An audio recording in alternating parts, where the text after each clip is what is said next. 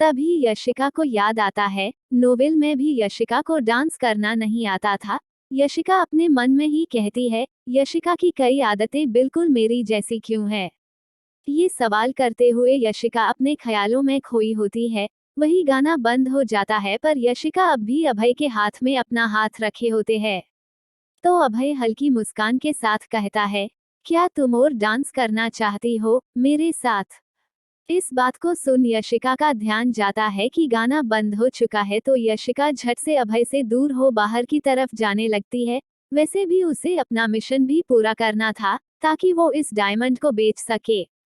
और इस बात से खुश थी को नोवेल के प्लॉट जैसा कुछ नहीं हुआ, बल्कि कुछ ऐसा हुआ जो होना ही नहीं चाहिए था। जब यशिका बाहर जाती है तो करणवीर भी जाने लगता है। यशिका जैसे ही पार्टी हॉल के बाहर आई, उसने एक बार इधर उधर नजर दौड़ाई कि कहीं कोई देख तो नहीं रहा। चारों तरफ शोर शराबा और चमक धमक थी, लेकिन उस कोने में जहां वो खड़ी थी, एक पल के लिए सन्नाटा था। उसने धीरे से अपने गले में पहना हुआ पेंडेंट निकाला, वही पेंडेंट जो इस वक्त सबकी नजरों में बेहद कीमती जेवर था, जो रेयर डायमंड से बना था। उसने पेंडेंट को अपनी हथेली में कसकर पकड़ा और फिर जेब में रख लिया। उसकी आंखों में हल्की सी मुस्कान उभरी, एक ठंडी, सोच समझकर रची गई मुस्कान। वो पहले ही इस पल के लिए पूरी योजना बना चुकी थी। इस पार्टी में आते ही उसका इरादा था कि किसी न किसी तरीके से यह बात चारों ओर फैल जाए कि उसका बेहद कीमती रेयर डायमंड से बना पेंडेंट, जो बहुत कीमती है, वो खो गया है। सारा काम पूरी तरह संभालने के बाद यशिका ने एक गहरी सांस ली। उसने अपने चेहरे पर फिर से वही सहज मुस्कान सजाई जो किसी भी शक को दूर करने के लिए काफी थी। फिर उसने हल्के हल्के कदमों से पार्टी हॉल की ओर लौटने के लिए घूमने ही वाली थी कि तभी यशिका, उसका दिल एक पल को जैसे थम गया। जैसे ही उसने पीछे मुड़कर देखा, उसकी सांसें रुक सी गईं। उसके सामने करणवीर खड़ा था, सधा हुआ, शांत, मगर उसकी आंखों में कुछ ऐसा था जो यशिका को बेचैन कर गया। यशिका की आंखों में हैरानी साफ झलक रही थी। उसे जरा भी अंदाजा नहीं हुआ कि कोई उसके इतने करीब आ खड़ा हुआ है, और वो भी करणवीर, इतना चुपचाप, बिना किसी आहट के। ये बात अपने आप में चौंकाने वाली थी। कुछ पल तक दोनों के बीच एक गहरा सन्नाटा पसरा रहा। यशिका का चेहरा अचानक कुछ फीका पड़ने लगा। उसकी सांसें थोड़ी अनियमित हो गईं। उसके मन में एक ही सवाल कौंध रहा था, क्या करणवीर ने मुझे वो पेंडेंट जेब में रखते हुए देख लिया। अगर करणवीर ने वाकई उसे ऐसा करते हुए देख लिया होगा, तो उसकी पूरी योजना खतरे में पड़ सकती थी। जिस कहानी को वो आगे चलकर सबके सामने पेश करने वाली थी, कि उसका दुर्लभ, बेशकीमती डायमंड पेंडेंट इस भीड़ भरी पार्टी में कहीं खो गया है, वो कहानी अब उतनी विश्वसनीय नहीं रह जाएगी। करणवीर कोई आम इंसान नहीं था। उसकी नजरें बहुत तेज थीं और उसका दिमाग हर वक्त चालों को समझने के लिए तैयार। अगर उसने जरा भी शक कर लिया, तो वो पूरे समाज में ये खबर फैलाने से पहले ही सब कुछ तहस नहस कर सकता था। यशिका की उंगलियां अनजाने में उसकी जेब के पास चली गईं, जैसे ये सुनिश्चित करना चाहती हूं कि पेंडेंट अब भी वहां सुरक्षित है।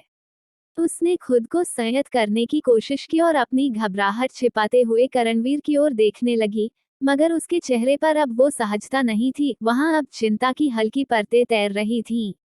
वो जानती थी, अब जो अगला पल होगा, वो उसकी इस पूरी योजना की दिशा तय करेगा। यशिका ने अपनी हल्की घबराहट को चेहरे पर आने नहीं दिया। उसने खुद को संभालते हुए बिना किसी हड़बड़ी के करणवीर की तरफ देखा और बिल्कुल सामान्य आवाज में पूछा, तुम यहाँ क्या कर रहे हो। उसका सवाल सुनकर करणवीर कुछ पल के लिए चुप रहा। उसे सच में नहीं पता था कि यशिका वहाँ क्या कर रही थी, लेकिन यशिका के चेहरे पर जो हल्की झिझक और असहजता थी, वो उससे छिपी नहीं रही। पहली बार उसने यशिका को इस तरह थोड़ा हड़बड़ाया हुआ देखा था, वरना वो हमेशा पूरी तरह कॉन्फिडेंट और कंट्रोल में रहती थी। शायद इसी हल्के बदलाव ने करणवीर का ध्यान खींचा। वो यशिका की आंखों में देखते हुए हल्की आवाज में बोला, मैं तो बस तुम्हें देखने आ गया था, लेकिन सच कहूं, तुम ठीक नहीं लग रही हो। उसके लहजे में चिंता थी, लेकिन कोई शक नहीं था। यही बात यशिका को धीरे धीरे समझ आने लगी। करणवीर की आंखों में वो सवाल नहीं थे जो किसी ने उसे कुछ करते हुए देख लिया हो तो होते। वो सिर्फ उसकी हालत पर ध्यान दे रहा था, न कि उसके किसी काम पर। यह एहसास होते ही यशिका के दिल से जैसे एक बड़ा बोझ उतर गया। उसने भीतर ही भीतर एक लंबी राहत की सांस ली। तो उसने कुछ नहीं देखा। यशिका ने मन ही मन सोचा। अब वो पहले से ज्यादा संयमित और शांत महसूस कर रही थी। पेंडेंट उसकी जेब में सुरक्षित था और उसकी योजना अब भी पूरी तरह सही दिशा में जा सकती थी। यशिका ने करणवीर की आंखों में देखा, वो आंखें जो कुछ पल पहले तक उसके लिए बस एक खेल का हिस्सा थीं, अब उसमें एक अजीब सी सच्चाई चमक रही थी। वहां हल्की चिंता, हल्का अपनापन, और सबसे ज्यादा जो चीज यशिका को परेशान कर रही थी, केयर। उसने अपनी नजरें थोड़ी देर तक उस पर टिकाए रखी, फिर हल्के से अपनी नजरों को मोड़ लिया। उसके दिल में कई सवाल एक साथ उठने लगे। आखिर करणवीर की आंखों में मेरे लिए इतनी केयर क्यों नजर आ रही है? यशिका ने अपने मन में खुद से सवाल किया। ये वही करणवीर है ना जो शुरू शुरू में मुझसे इतनी ज्यादा फ्लर्टिंग करता था, हर बात में मुझे छेड़ता था, जैसे मैं कोई दिल बहलाने का सामान हूँ। फिर अचानक एक दिन ऐसा आया जब उसने मुझसे बात तक करना बंद कर दिया। बिल्कुल ठंडा हो गया, जैसे मैं उसके लिए कभी मायने ही नहीं रखती थी। और अब आज वो इस तरह बात कर रहा है जैसे मैं उसके लिए कोई अहमियत रखती हूँ। यशिका को कुछ समझ नहीं आ रहा था।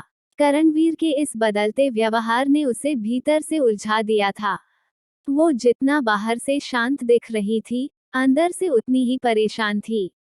उसने एक गहरी सांस ली और मन में फिर से सोचा, जब से मैं इस नॉवेल की दुनिया में आई हूँ, सब कुछ किसी और ही दिशा में चल रहा है। कहानी का प्लॉट तो कुछ और ही होना चाहिए था, लेकिन यहाँ तो हर कैरेक्टर अपने हिसाब से बदल रहा है। यशिका, यानी मैं, अब वो नहीं रही जो किताब में थी। अभय अब मेरी तरफ देखता है सिर्फ। असली हीरोइन अब विलन लगती है। और करणवीर, जो ऐसा कैरेक्टर था जो बस मन्नत के आगे पीछे रहता और किसी भी हाल में अभय से छीनना चाहता था, पर अब मेरे आसपास मंडराने लगा है।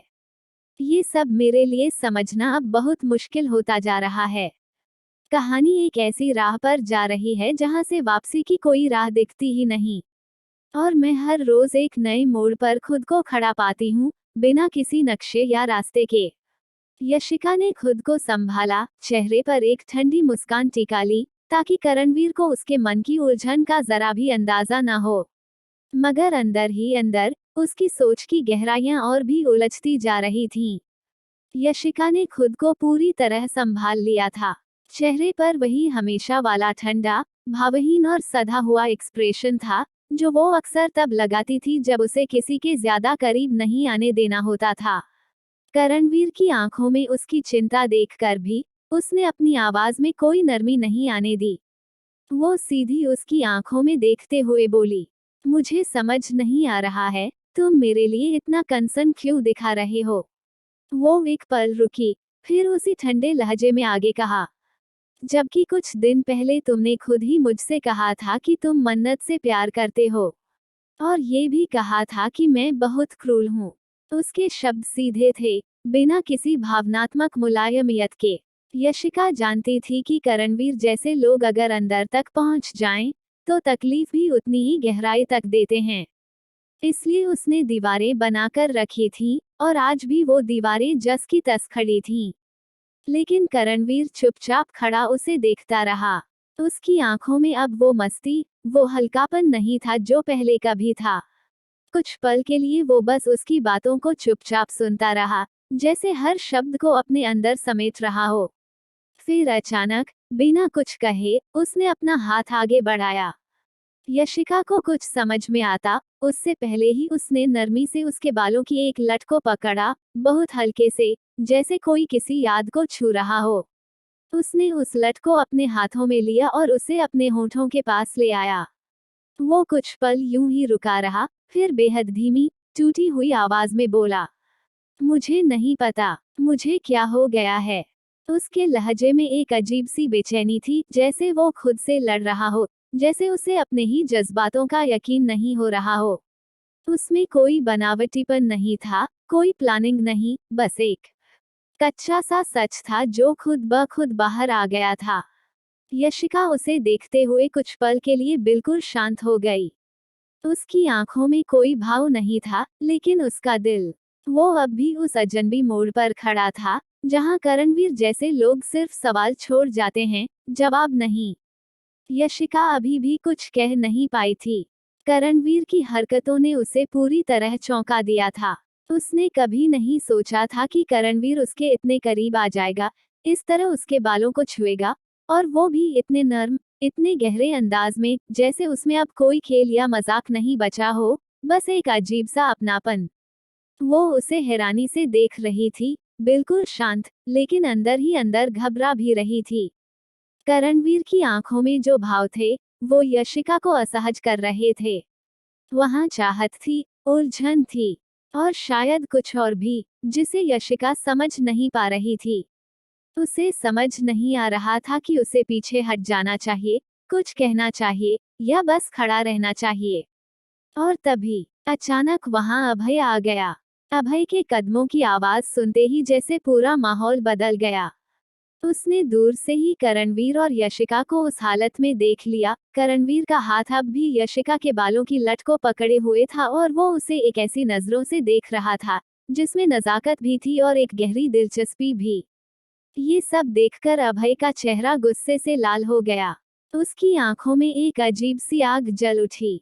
वो बिना एक पल गनवाए तेजी से वहां पहुंचा और एक झटके में यशिका को अपनी बाहों में खींच लिया। उसका ये कदम तेज था, लेकिन उसमें सिर्फ गुस्सा नहीं था, वहां एक दावा था, एक अधिकार था।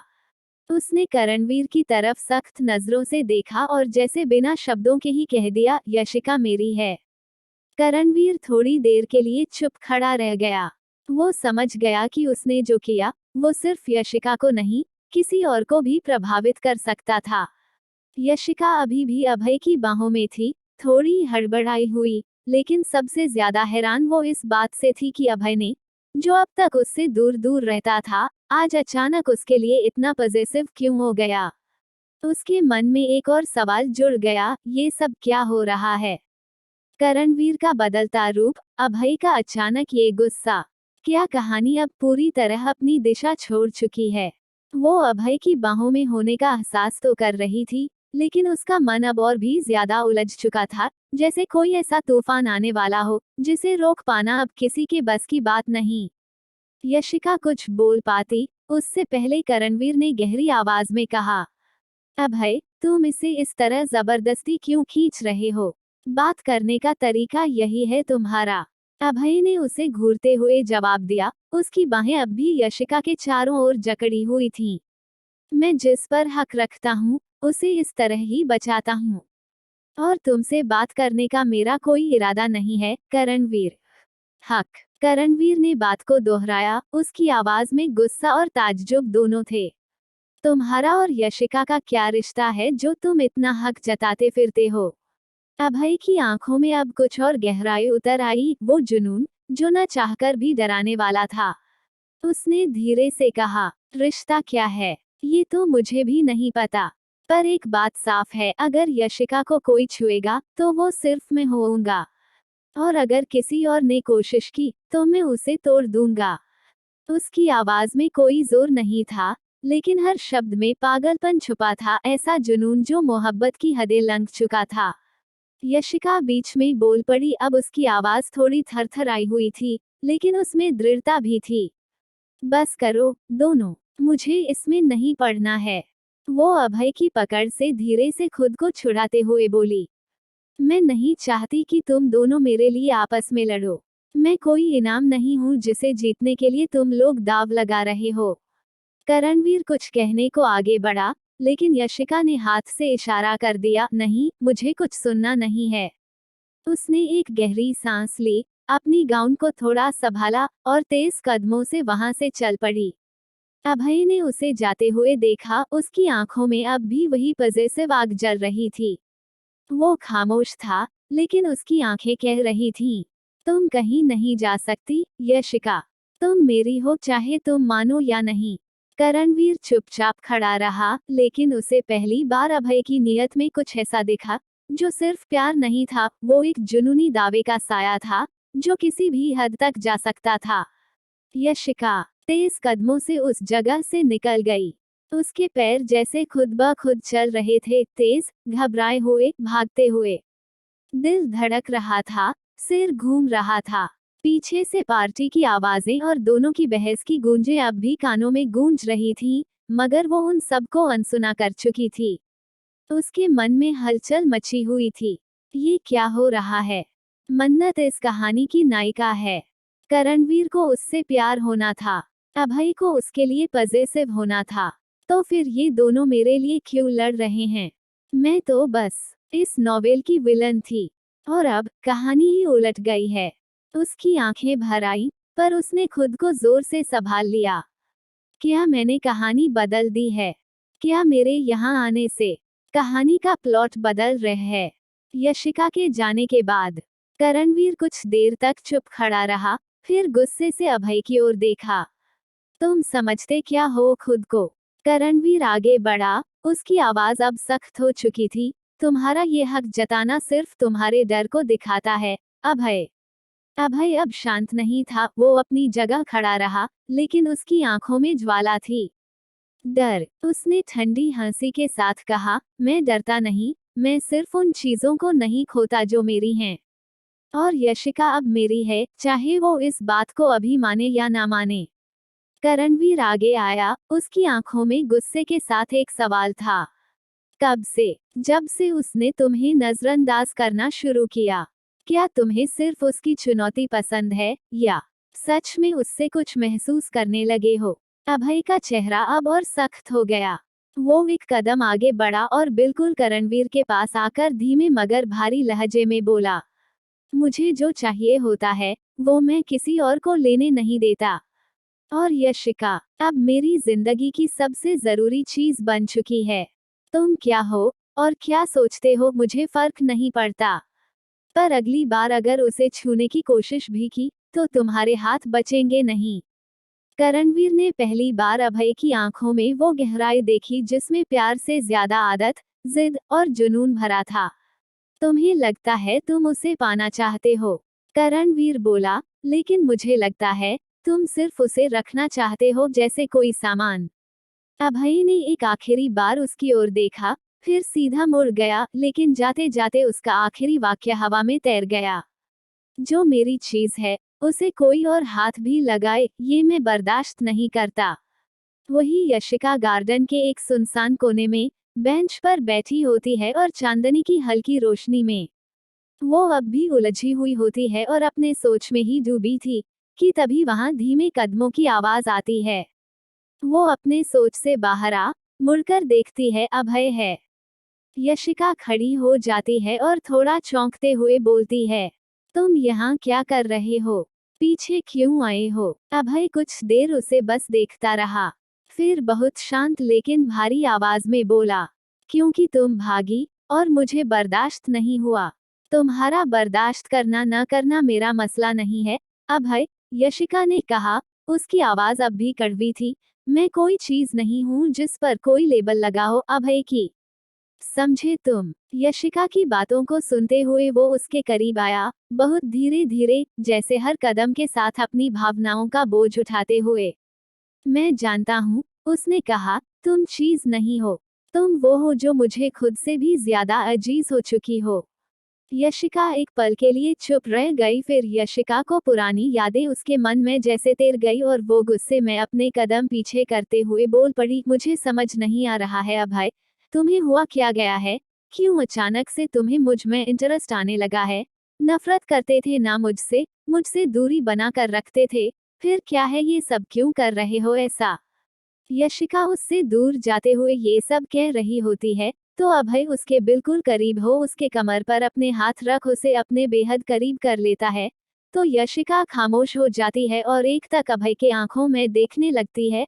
अभय के आंखों में यशिका को वही प्यार, जुनून नजर आ रहा था जो मन्नत के प्रति अभय का नोबेल था। वही अभय के आवाज में अब कोई लड़ाई नहीं थी, सिर्फ एक टूटा हुआ प्यार बोल रहा था, तुम खुद समझ जाओ, क्यों मैं ऐसा कर रहा हूँ? मुझे गुस्सा आता है जब कोई और तुम्हें उस नजरों से देखता है, पर उससे भी ज्यादा डर लगता है कि कहीं तुम मुझसे दूर न चली जाओ। क्यों? यशिका का स्वर अब भी कठोर था, पर आंखें थोड़ी नर्म पड़ चुकी थीं, ताकि तुम्हारी दुनिया की परफेक्ट तस्वीर पूरी बनी रहे। अभय ने धीरे से उसका हाथ पकड़ा, एक बार भी जोर नहीं दिया, बस हल्के से उसकी उंगलियों को छुआ। नहीं, इसलिए क्योंकि मैं जानता हूँ, अगर तुम नहीं रही, तो मैं खुद को भी खो दूंगा। उसकी आंखें अब भी यशिका की आंखों से हटी नहीं थीं।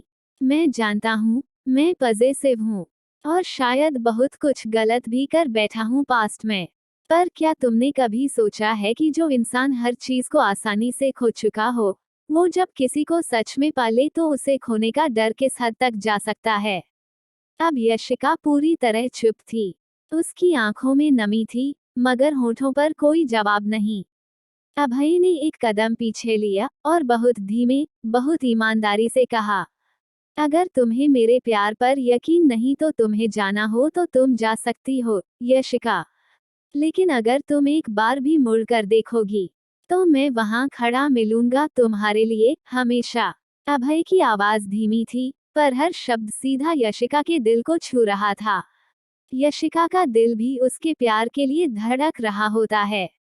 वही अभय उसे प्यार से देखते हुए आगे बोले जा रहा था, मैं अब बस अपने गलतियों को सुधारना चाहता हूँ, और तुम्हारा प्यार वापस पाना चाहता हूँ। वही प्यार जो पहले तुम मुझसे करती थी। उसकी आंखों में एक अजीब सी मासूमियत थी, जैसे किसी छोटे बच्चे की, जिसने अपनी सबसे कीमती चीज खो दी हो और अब उसे लौटाने की भीख मांग रहा हो। यशिका कुछ पल के लिए जड़ हो गई। उसका दिल जोरों से धड़कने लगा, जैसे हर धड़कन उसके अंदर की सच्चाई को चीख चीख कर बाहर लाना चाह रही हो। उसने अपनी नजरें झुका ली और उसके मन में एक तूफान उमड़ने लगा। वो खुद में हो बोल पड़ी, मैं वो यशिका नहीं हूँ। मैं वो लड़की नहीं हूँ जो अभय से बचपन से प्यार करती थी, जो उसे पाने के लिए कुछ भी कर सकती थी। पर मैं खुद को और ये कह नहीं सकती कि मुझे अभय के लिए कोई फीलिंग्स नहीं है। उसने चुपचाप अभय की आंखों की तरफ देखा, उस नजर में सिर्फ चाहत नहीं, विश्वास भी था। एक ऐसा विश्वास जो यशिका के शब्दों से पहले उसके अंदर के झूठ को उजागर कर देता। अब मेरा दिल भी उसी के लिए धड़कने लगा है। क्यों? क्या ये शरीर मेरा नहीं है इसलिए? मैं भी अभय के लिए वही फील कर रही हूँ जो यशिका करती थी। अपने मन में कहते हुए वो बस अभय के आंखों में देख रही थी। जो प्यार यशिका चाहती थी वही प्यार अभय के नजर में यशिका के लिए उसे नजर आ रहा था। वो अपने मन में ही बोलती है। उसकी बातें, उसकी निगाहें, उसका ये टूट जाना, सब मेरे अंदर कुछ तोड़ रहा है। एक गहरी सांस लेते हुए वो मन ही मन आगे बोली, पर मैं यशिका नहीं हूँ। मैं दूसरी दुनिया से आई लड़की हूँ, जो गलती से इस नॉवेल में फंस गई। ये शरीर, ये नाम, ये चेहरा, सब यशिका का है, पर आत्मा मेरी है। अगर अभय को कभी ये पता चला कि मैं वो यशिका नहीं, जिसे वो जानता है, जिससे वो प्यार करने लगा है, तो क्या वो मेरा प्यार कभी अपना पाएगा? उसकी आंखें हल्की सी भीग गई थीं। उसने जल्दी से पलकों को झपकाया ताकि अभय को कुछ महसूस न हो। मैं उसका प्यार एक्सेप्ट नहीं कर सकती। काश कर सकती, पर कैसे? मैं खुद नहीं जानती कि मैं यशिका के शरीर में कैसे आ गई, और मैं ये झूठ लेकर कैसे जी सकती हूँ। वो बस चुप रही। अभय उसकी ओर देखता रहा, इंतजार करता रहा था कि शायद एक शब्द, एक इशारा, एक हाँ का संकेत। पर यशिका के अंदर जो जंग चल रही थी वो इतनी भारी थी कि उसने उसे किसी भी जवाब देने से रोक दिया। उसका दिल चाहता था कुछ कहे, पर जुबान जैसे बंद हो चुकी थी। एक तरफ अभय की सच्ची मोहब्बत थी, तो दूसरी तरफ उसका अपना सच। एक ऐसा सच जिसे वो चाहकर भी कह नहीं पा रही थी। कुछ पल तक वो वहां खड़ी रही, लेकिन फिर अचानक जैसे कुछ तोड़ गया उसके अंदर। उसने बिना कुछ बोले, बिना पीछे देखे मुड़कर कदम बढ़ा दिए। तेज तेज चलती हुई वो वहां से निकलने लगी, जैसे उस जगह से नहीं, बल्कि उस पूरे एहसास से भाग रही हो। अभय वहीं खड़ा रह गया। उसने यशिका को जाते हुए देखा, लेकिन इस बार उसके पीछे नहीं गया। वो जानता था जबरदस्ती किया हुआ प्यार सिर्फ और दूर कर देता है, पर ये भी तय था कि वो हार नहीं मानेगा। उसने एक लंबी सांस ली और खुद से वादा किया, मैं उसके दिल में फिर से वही प्यार जगाऊंगा, वही सच्चा, गहरा और अपना प्यार जिसे उसने कभी मेरे लिए महसूस किया था, या जो अब शायद फिर से उसके दिल के किसी कोने में पल रहा है। अभय की आंखों में अब भी वही जुनून था, पर इस बार उसमें जिद के साथ साथ एक उम्मीद भी थी। यशिका वापस धीरे धीरे पार्टी हॉल के अंदर चली गई। उसके कदम हल्के हल्के चल रहे थे, जैसे शरीर तो वहां था पर मन कहीं और भटक रहा था। चारों ओर रोशनी, हंसी और संगीत था, लेकिन उसके अंदर एक अजीब सी खामोशी पसरी हुई थी। उसी भीड़ में से समायरा ने जैसे ही यशिका को देखा, वो तुरंत उसके पास आ गई। समायरा की नजर उसके चेहरे पर पड़ी और वो फौरन समझ गई कि यशिका किसी उलझन में है। उसने थोड़ी फिक्र भरी आवाज में पूछा, क्या हुआ यशिका, तुम ठीक तो हो? चेहरा ऐसा क्यों लग रहा है जैसे किसी ने तुम्हारा सारा चैन छीन लिया हो? यशिका ने थोड़ी देर तक कोई जवाब नहीं दिया। वो कुछ पल के लिए जैसे समायरा की आवाज भी नहीं सुन पाई। उसका ध्यान अब तक अपने अंदर की उथल पुथल में उलझा हुआ था। फिर अचानक उसका ध्यान समायरा की ओर गया। वो पलटी और उसे देखा। समायरा की आंखों में चिंता साफ झलक रही थी। यशिका की आंखें हल्की सी नम थीं। यशिका की आंखों में जो नमी थी, उसे छुपाना आसान नहीं था। समायरा ने जब उसकी आंखों को गौर से देखा, तो तुरंत समझ गई कि यशिका सिर्फ थकी नहीं है, वो अंदर से टूटी हुई सी लग रही थी। समायरा एकदम से थोड़ा घबरा गई और धीरे से उसके कंधे पर हाथ रखते हुए बोली, यशिका, क्या हुआ? तुम रो रही हो? किसने कुछ कहा है? प्लीज मुझे बताओ। यशिका को कुछ पल समझ ही नहीं आया कि क्या जवाब दे। वो जानती थी कि असली बात अभय, करणवीर और उसका अपना उलझा हुआ सच वो किसी से नहीं कह सकती। वो समायरा से झूठ बोलना नहीं चाहती थी, पर पूरा सच भी नहीं बता सकती थी। उसी पल उसे अचानक अपने उस पुराने प्लान की याद आई। उसे सबको यकीन दिलाना था कि उसका वो कीमती पेंडेंट, जो रेयर डायमंड से बना था, कहीं खो गया है। बस उसी बात को पकड़कर उसने बात घुमा दी। थोड़ी सी घबराई हुई आवाज में, जैसे अचानक कुछ याद आ गया हो, वो बोली, मेरा पेंडेंट, वो खो गया है। समायरा हैरानी से उसकी तरफ देखने लगी। क्या, वो जो डायमंड सभी लेना चाहते थे, पर तुम्हारे डैड ने तुम्हारे लिए उसे लिया था? यशिका ने सिर हिलाया और जानबूझकर थोड़ा दुख दिखाया अपने चेहरे पर। हाँ, मैंने जब गार्डन में वॉक की थी, तभी शायद कहीं गिर गया। बहुत ढूंढा, लेकिन नहीं मिला। वो बहुत खास था मेरे लिए। अब समायरा सचमुच परेशान हो गई। ओह गॉड, यशिका, वो तो बहुत महंगा था ना। इतना कि उससे एक मेंशन आ जाए और वो तुम्हारे डैड ने उसे तुम्हारे लिए लाया था, क्योंकि तुम्हें वो चाहिए था। यशिका ने सिर झुकाकर थोड़ा दुखी चेहरा बनाया, पर अंदर ही अंदर उसका मन शांत था। अब बात फैलनी शुरू हो ही जाएगी, पर इसके लिए वो समायरा का इस्तेमाल नहीं करना चाहती थी। पर अपने आंसू का रीजन बता नहीं सकती थी वो। जैसा कि यशिका ने सोचा था, समायरा ने पेंडेंट खोने की बात सिर्फ अपने तक नहीं रखी। थोड़ी ही देर में पार्टी के अलग अलग कोनों में लोग फुसफुसाते नजर आने लगे, और गार्ड्स पेंडेंट की खोज में लग गए थे। सुना तुमने, यशिका का वो रेयर डायमंड वाला पेंडेंट खो गया? अरे वही जो रेयर डायमंड था ना, जिसे उसके डैड ने यशिका के जिद पर लिया था। कहते हैं उस पेंडेंट के लिए उसने खाना पीना छोड़ दिया था। धीरे धीरे ये बात सबकी जुबान पर थी। पार्टी का मजा अब गॉसिप में बदल चुका था।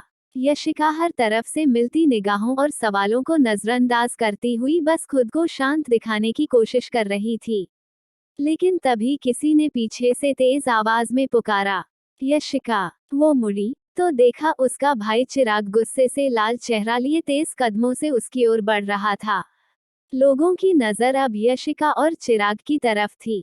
चिराग को गुस्से में देख यशिका को नोवेल का दृश्य याद आ गया, जब चिराग उस पर गुस्सा कर रहा था, पर यशिका ने नोवेल में जो हुआ था वैसा कुछ की नहीं थी। वही चिराग उसके पास आते ही बिना कुछ औपचारिकता के गुस्से में बोला, क्या ये सच है? तुम्हारा पेंडेंट खो गया। यशिका थोड़ी घबराई, पर फिर भी खुद को संभालती हुई धीमी आवाज में बोली, हाँ भैया, शायद गार्डन में कहीं गिर गया। बहुत ढूंढा, पर बात पूरी होने से पहले ही चिराग की आवाज ऊंची हो गई। यशिका, तुम्हें पता है इस पेंडेंट के लिए तुमने कितनी जिद की थी? तुमने खाना पीना छोड़ दिया था, तमाशा कर कर के पूरा घर सिर पर उठा लिया था, और अब तुम इतनी आसानी से कह रही हो कि खो गया। यशिका चुप खड़ी रही, उसके पास कोई जवाब नहीं था, पर चिराग के आंखों में वही गुस्सा जो उस दिन उसे दिखा था, वापस देख वो अपने ख्यालों में खो गई थी। ये वही चिराग था जो नोवेल की कहानी में उसकी हर गलती पर डांटता था, और अब जब कहानी बदल चुकी है, पर फिर भी चिराग का कैरेक्टर जो चेंज हो गया था वापस नोवेल में जैसा कैरेक्टर था वैसा हो चुका था। वो गुस्से में चिल्लाते हुए आगे बोला, क्या तुम्हें अंदाजा है कि उस पेंडेंट की वैल्यू क्या थी? सिर्फ पैसों की नहीं, तुमने खुद कहा था कि वो तुम्हारे लिए प्रेस्टीज है। चिराग की आवाज अब पूरे हॉल में गूंज रही थी। यशिका की आंखें शर्म और उलझन से झुक गईं। भीड़ की हल्की हल्की फुसफुसाहटें फिर से शुरू हो गईं। सॉरी भैया, उसने सिर्फ इतना ही कहा, बस वही शब्द जो उसे हालात से बचा सकते थे। लेकिन अंदर ही अंदर उसका मन बोल रहा था, क्योंकि वो ऐसा कुछ नहीं चाहती थी। पर चिराग उस पर गुस्सा किए जा रहा था। यशिका चुपचाप खड़ी रही, लेकिन चिराग की हर बात अब उसकी सहनशक्ति की सीमा पार कर रही थी। वो जानती थी कि ये प्लान उसका था, पर इतना गुस्सा, इतनी बेइज्जती, उसके अंदर कुछ टूट गया था। चेहरे की झुकी हुई नजरों में अब झलकने लगा था गुस्सा, और उसको आंखें हल्की ठंडी पड़ चुकी थी। वो एक कदम आगे बढ़ी और धीमे लेकिन साफ शब्दों के साथ अपने ठंडे आवाज में बोली, आप मुझ पर ऐसे चिल्ला नहीं सकते भैया। वो पेंडेंट डैड ने दिया था, आपकी मेहनत की कमाई नहीं थी, इसलिए आपका बोलने का कोई हक नहीं बनता है। उसकी आवाज में कांपन थी, पर लफ्जों में ठहराव। चिराग एक पल के लिए सन्न रह गया। भीड़ अचानक से शांत हो गई। यशिका की बात ने जैसे चिराग के गुस्से को बढ़ा दिया था। वो गुस्से से कांप गया और कठोरता से बोला, क्या कहा तुमने? तो यशिका ने अपने बात को फिर उसी लहजे में दोहराया। यशिका के वापस वही सब कहने से चिराग जिसे महसूस हो रहा था वो अपना कंट्रोल अपने गुस्से में खो चुका है और एक अलग चिराग बन गया है। वो अपना हाथ उठाया और गुस्से से भरी नजर से यशिका को देखते हुए बोला, तुम अब मुझसे बात करने की तमीज भी भूल चुकी हो। और तभी चटक, एक तेज थप्पड़ की आवाज पूरे हॉल में गूंज उठी। यशिका का चेहरा एक तरफ मुड़ गया। उसके गाल पर चिराग के गुस्से की छाप थी। सन्नाटा छा गया। पार्टी की हलचल ठहर गई। सभी की निगाहें अब सिर्फ उन दोनों पर थीं। यशिका के आंखों में आंसू थे, पर वो फिर भी डरी नहीं। उसने चिराग को देखा, आंखों में दर्द था, पर झुकाव नहीं। चिराग गुस्से में कांपता रहा, पर हैरान था वो यशिका को देख जिसका चेहरा लाल हो चुका था। वो मूड वहां से जाने लगा और अपने मन में ही बोला, मुझे क्या हो गया है? मुझे इतना गुस्सा क्यों आ रहा है और मैं हाथ कैसे उठा सकता हूँ?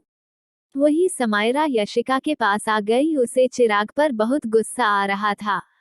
फिर यशिका समायरा के साथ पार्टी से जाने लगी, और अभय जो वहां से निकल चुका था उसे इन सब के बारे में कोई खबर ही नहीं था।